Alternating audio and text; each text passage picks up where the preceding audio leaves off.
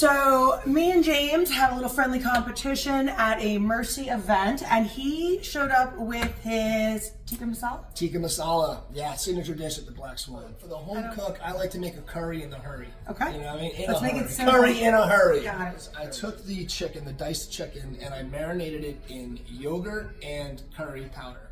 It looks just like this, really simple. We're going to start by searing the chicken in a heavy-bottomed Dutch oven. If you don't have a Dutch oven, that's fine. You can use any pot. You just want to make sure you have enough surface area so the chicken has an opportunity to actually get some color on it versus just piling it into a pot. All right, so let's get going. Let's do it. All right, so my coconut oil is getting there. Coconut oil is great for this because it has a very high smoke point, as does ghee.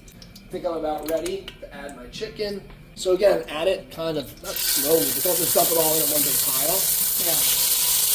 I think people hate cooking because they hate cleaning. So if you learn how to cook without making a giant mess, it's 10 times easier. Already, all those spices. Oh, you can smell them immediately. The chicken's starting to get a little color. You'll see it. That's what we want. You know, give it a little time. It smells outrageous. Yeah, as the moisture is cooking out, that it's reducing, and all those spices in the curry powder are starting to, I guess, toast and.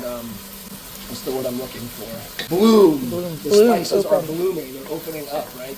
I'm going to start adding the remainder of my ingredients. Okay. We're going to add 2 tablespoons of ginger, a half a cup of diced onion. So now we're going to let that kind of fry for a little while and cook down.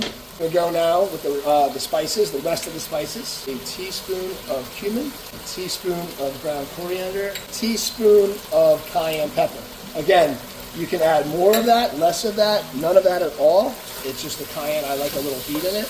Yeah. I'm going to fold that in now. It's going to continue to fry and bloom like I said before.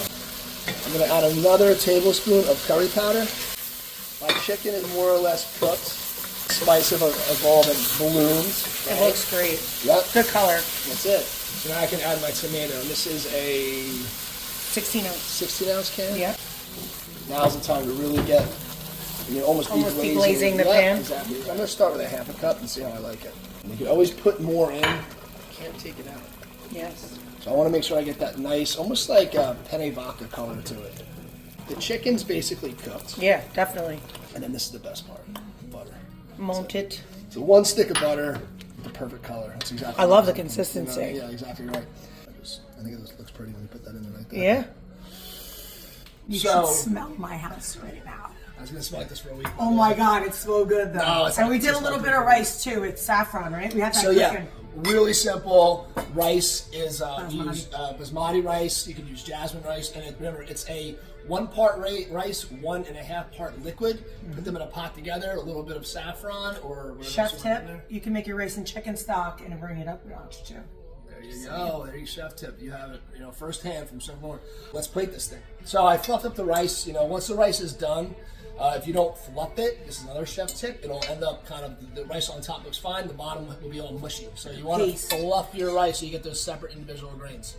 Take some rice, you can do it like half and half, that way you kind of... But that rice is going to soak up you guys don't smell it, but the sauce, the creamy, the velvetiness, it's going to absorb in that rice. So rather than really dumping it on top though, I'm going to do like a 50-50 in the plate. If you know what I'm saying. Yeah. So, and then you can mix it, I like people to see both things.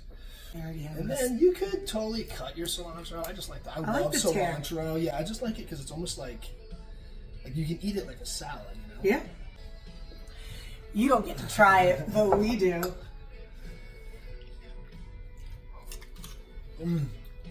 Never gets old.